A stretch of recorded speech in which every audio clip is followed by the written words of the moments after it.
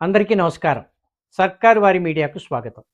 ఇటీవలి కొన్ని నెలలుగా తెలంగాణ రాజకీయాల్లో ఎక్కువగా చర్చకొస్తున్న పేరు కల్వకుంట్ల కవిత. భారత రాష్ట్ర సమితి నుంచి ఆమె వైదొలగడం, అనంతరం కొత్త రాజకీయ పార్టీ ఏర్పాటు దిశగా అడుగులు వేయడం, రాష్ట్ర వ్యాప్తంగా పర్యటనలు నిర్వహించడం, ప్రజా సమస్యలపై ఆందోళనలు చేపట్టడం ఇవన్నీ తెలంగాణ రాజకీయాల్లో కొత్త చర్చకు దారితీశాయి. ఒకప్పుడు ఒకే కుటుంబం చుట్టూ తిరిగిన రాజకీయాలు ఇప్పుడు అదే కుటుంబంలో వచ్చిన విభేదాల కారణంగా కొత్త మలుపు తిరుగుతున్నాయా? ఒక కొత్త ప్రాంతీయ పార్టీ నిజంగానే 2028 అసెంబ్లీ ఎన్నికల సమీకరణాలను మార్చగలదా? లేక ఇదంతా కేవలం మీడియా చర్చలకే పరిమితమయ్యే రాజకీయ ప్రయోగమా? ఇవి ఇప్పుడు తెలంగాణ రాజకీయాల్లో వినిపిస్తున్న ప్రధాన ప్రశ్నలు.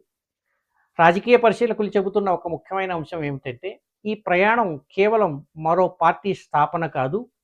ఇది తెలంగాణ రాజకీయాల్లో ప్రాంతీయ భావోద్వేగం మళ్ళీ కేంద్ర బిందువుగా మారే ప్రయత్నమా అనే ప్రశ్నను కూడా లేవనెత్తుతోంది. ఎందుకంటే తెలంగాణ రాష్ట్ర ఉద్యమ చరిత్రలో కొన్ని పేర్లు, కొన్ని నినాదాలు, కొన్ని గుర్తులు ప్రజల మనసులో ప్రత్యేక స్థానం సంపాదించాయి. రాజకీయ పార్టీ పేరు అనేది కేవలం ఒక పేరు మాత్రమే కాదు. అది ఒక గుర్తింపు, ఒక చరిత్ర, ఒక భావోద్వేగం, ఒక రాజకీయ జ్ఞాపకం. అందుకే రాజకీయ పార్టీలు తమ పేర్ల ఎంపికలో ఎంతో జాగ్రత్తగా వ్యవహరిస్తాయి.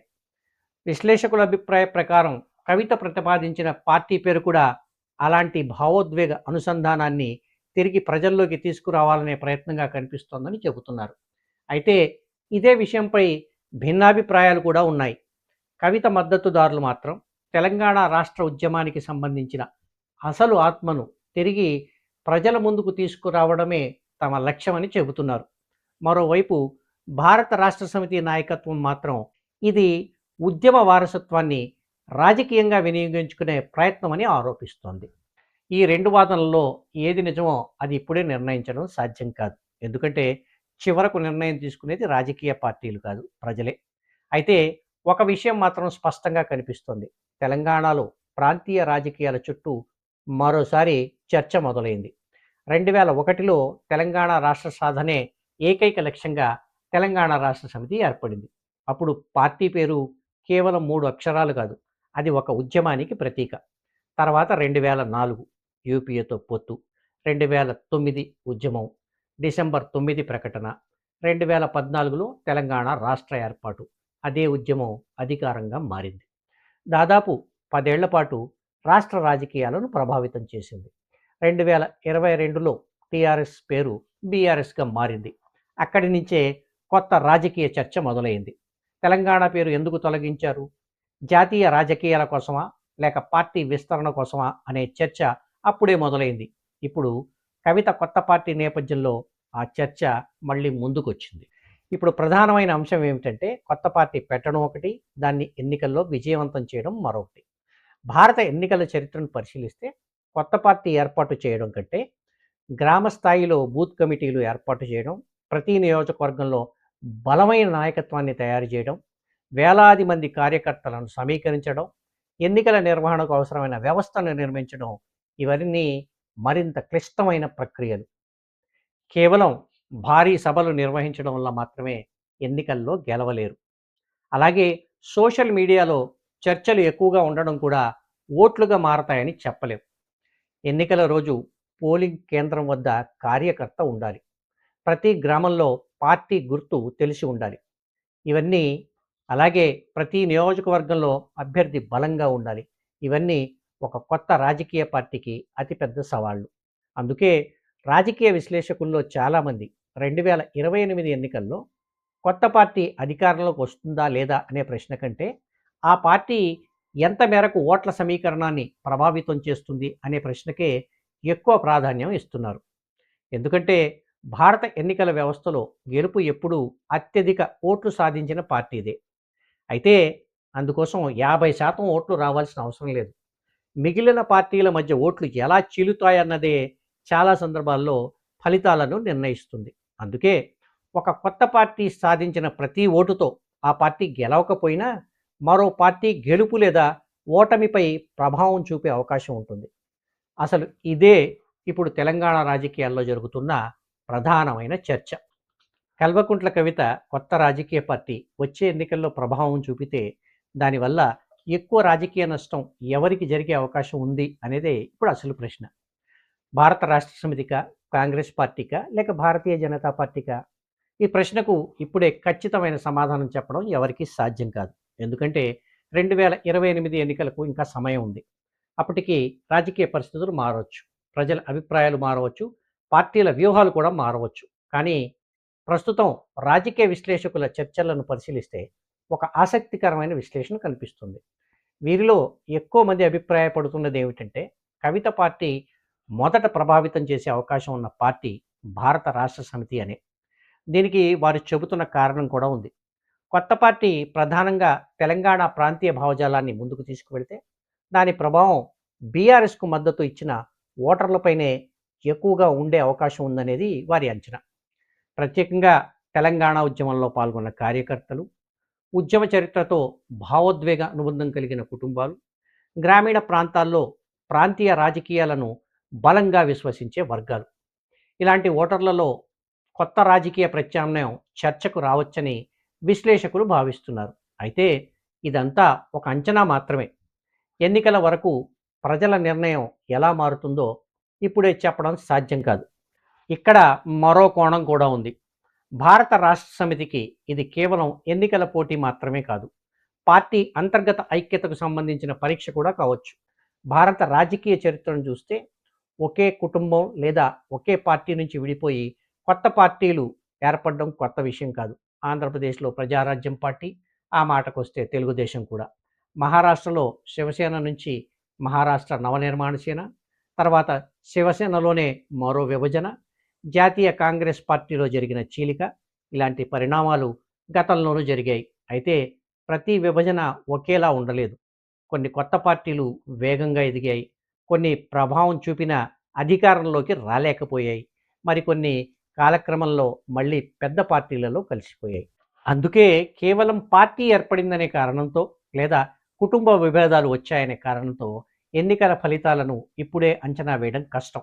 ఎందుకంటే ఒకే రాజకీయ కుటుంబం నుంచి వచ్చిన నాయకులు వేరువేరు రాజకీయ మార్గాల్లో నడిస్తే అది కేవలం నాయకుల మధ్య పోటీగా మాత్రమే ఉండదు. స్థానిక స్థాయిలో కార్యకర్తలు కూడా ఎటు వెళ్ళాలనే సందిగ్ధంలో పడే అవకాశం ఉంటుంది. మండల స్థాయి నాయకులు, జిల్లా స్థాయి నిర్వాహకులు, ఉద్యమకాలం నుంచి పార్టీతో ఉన్న కార్యకర్తలు, వీరిలో కొందరు ఏ వైపు నిలబడాలి అనే అంశం కూడా రాజకీయ చర్చకు కారణం కావచ్చు. అయితే ఇది పూర్తిగా స్థానిక పరిస్థితులపైనే ఆధారపడి ఉంటుంది. ప్రతి నియోజకవర్గంలో ఒకే పరిస్థితి ఉండకపోవచ్చు. ఇప్పుడు కాంగ్రెస్ గురించి మాట్లాడుకుందాం.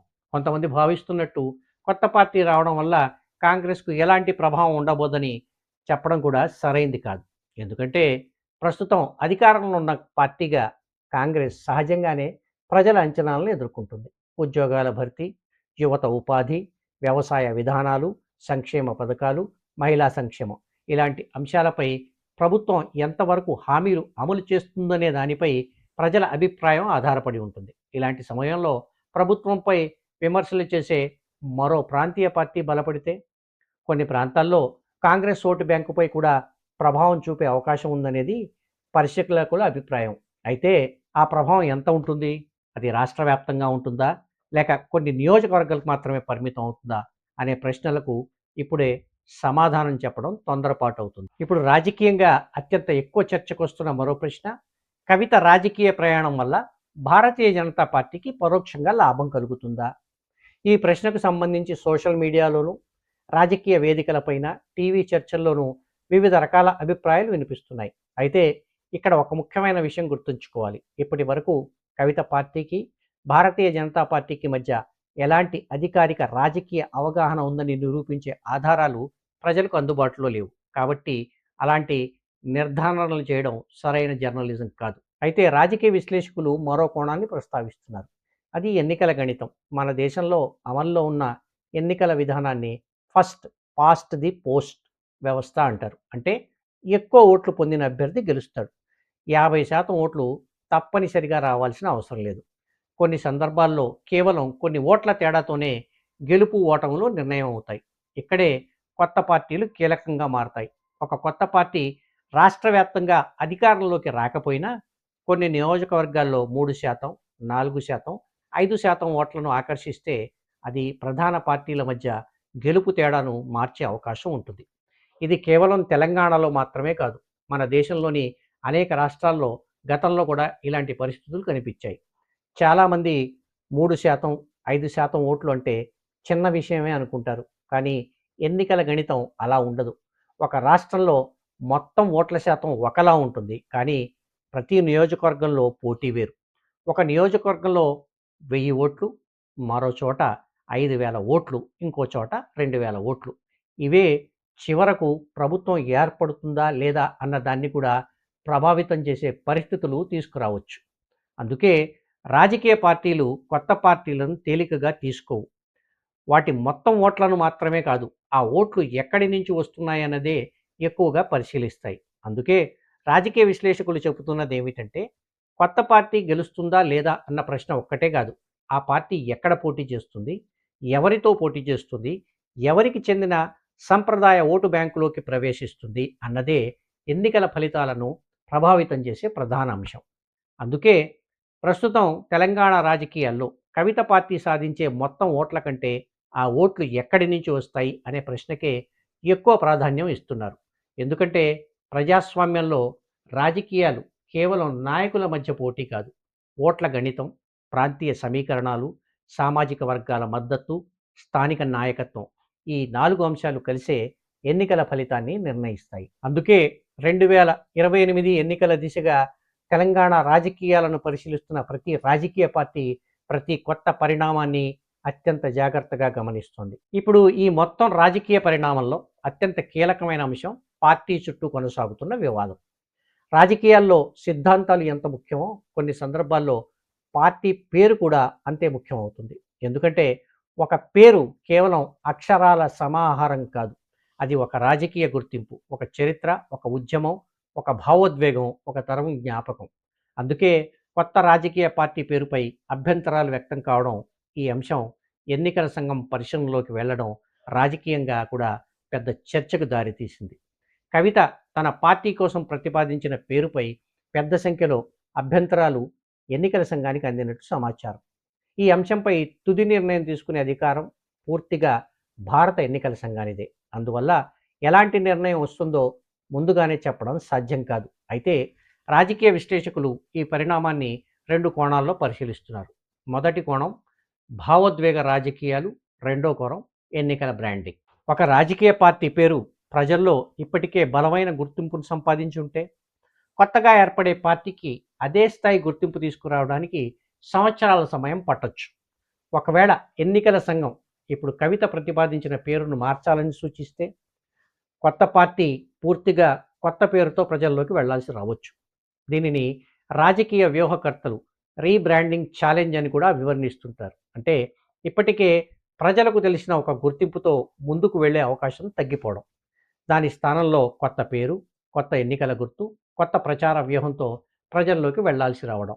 ఇది ఏ కొత్త పార్టీకైనా అదనపు సవాలే. ఎందుకంటే ఎన్నికల సమయంలో కార్యకర్తలు కేవలం ప్రత్యర్థులపై విమర్శలు చేయడం మాత్రమే కాదు, ప్రజలకు తమ పార్టీ పేరు, తమ పార్టీ గుర్తు, తమ అభ్యర్థులను కూడా మళ్ళీ మళ్ళీ పరిచయం చేయాల్సి ఉంటుంది. ఈ ప్రక్రియకు సమయం, నిధులు, బలమైన సంస్థాగత వ్యవస్థ అన్నీ అవసరం. మరోవైపు భారత రాష్ట్ర సమితి మాత్రం ఈ అంశాన్ని మరో కోణంలో చూస్తోంది. ఒకే తరహా పేర్లు ప్రజల్లో అయోమయాన్ని సృష్టించే అవకాశం ఉందని పార్టీ నాయకులు గతంలోనే అభ్యంతరం వ్యక్తం చేశారు. ప్రత్యేకంగా గ్రామీణ ప్రాంతాల్లో ఎన్నికల గుర్తు కంటే పార్టీ పేరు ద్వారానే చాలామంది ఓటర్లు గుర్తుపెట్టుకుంటారని వారి వాదన. అందువల్ల ఎన్నికల సంఘం తీసుకునే నిర్ణయం కేవలం ఒక పేరుకు సంబంధించిన పరిపాలనా నిర్ణయం మాత్రమే కాదు, రాజకీయ వ్యూహాలపై ప్రభావం చూపే అవకాశం కూడా ఉంటుంది. అయితే ఈ కథ ఇక్కడితో ముగిసిపోదు. ఒకవేళ ఎన్నికల సంఘం ప్రతికూల నిర్ణయం తీసుకున్నా, ఆ నిర్ణయాన్ని న్యాయస్థానంలో సవాలు చేసే అవకాశం ఏ రాజకీయ పార్టీకైనా ఉంటుంది. భారత రాజ్యాంగం కల్పించిన చట్టపరమైన హక్కులను వినియోగించుకోవడం ప్రతి రాజకీయ పార్టీకి ఉన్న హక్కే. అలాంటి పరిస్థితే వస్తే ఈ అంశం రాజకీయ చర్చలతో పాటు న్యాయపరమైన చర్చలకు కూడా దారితీయవచ్చు. కానీ దీనివల్ల మరో ప్రభావం కూడా ఉండొచ్చు.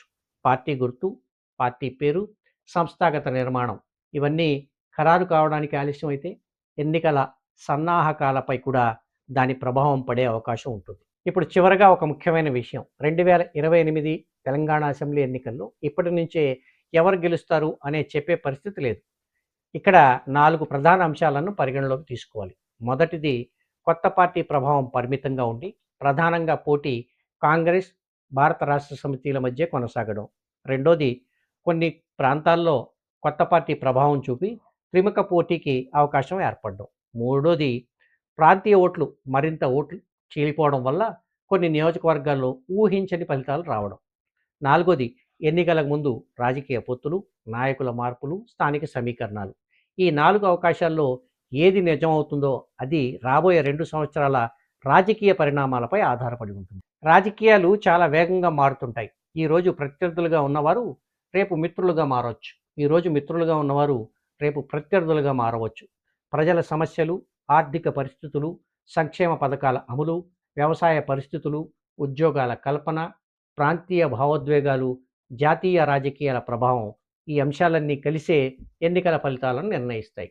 కాబట్టి కవిత కొత్త పార్టీ తెలంగాణ రాజకీయాల్లో ఎంత ప్రభావం చూపుతుంది?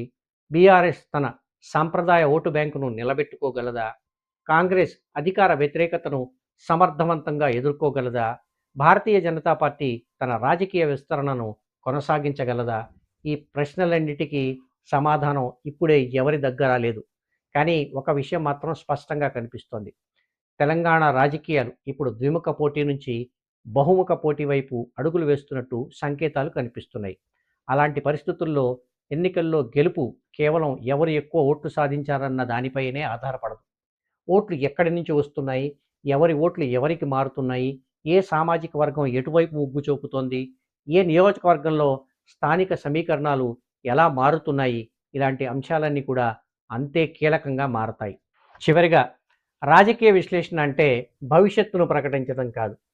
ప్రస్తుతం కనిపిస్తున్న రాజకీయ ధోరణులను, అలాగే అందుబాటులో ఉన్న సమాచారాన్ని, ఎన్నికల గణితాన్ని, గత అనుభవాలను పరిశీలించి సంభవించబోయే పరిణామాలను అర్థం చేసుకునే ప్రయత్నం మాత్రమే. అందుకే ఈ వీడియోలో ఎటువంటి నిర్ణయాత్మక వ్యాఖ్యలు చేయకుండా ప్రస్తుతం కనిపిస్తున్న రాజకీయ సమీకరణాలను మాత్రమే విశ్లేషించాం. ఎందుకంటే ఎన్నికల్లో తుది తీర్పు చెప్పేది రాజకీయ విశ్లేషకులు కాదు, ప్రజలే. మరి ఈ మొత్తం రాజకీయ పరిణామంపై మీ అభిప్రాయం ఏమిటి? కల్వకుంట్ల కవిత కొత్త రాజకీయ పార్టీ తెలంగాణ రాజకీయ సమీకరణాలను నిజంగానే మార్చగలదని మీరు భావిస్తున్నారా? లేక ఇది కేవలం ఎన్నికలకు ముందు కనిపించే మరో రాజకీయ ప్రయోగమేనా? మీ అభిప్రాయాన్ని కామెంట్స్లో తప్పకుండా తెలియజేయండి. ఈ వీడియో నచ్చితే మీ మిత్రులకు షేర్ చేయండి. ఇలాంటి మరిన్ని విశ్లేషణల కోసం మా ఛానల్ను సబ్స్క్రైబ్ చేయడం మర్చిపోకండి. నో నాయిస్, ఓన్లీ వాయిస్ కోసం చూస్తూనే ఉండండి మీ సర్కారు వారి మీడియా. త్వరలోనే మరో టాపిక్తో కలుద్దాం. అంతవరకు అందరికీ ధన్యవాదాలు. జై హింద్.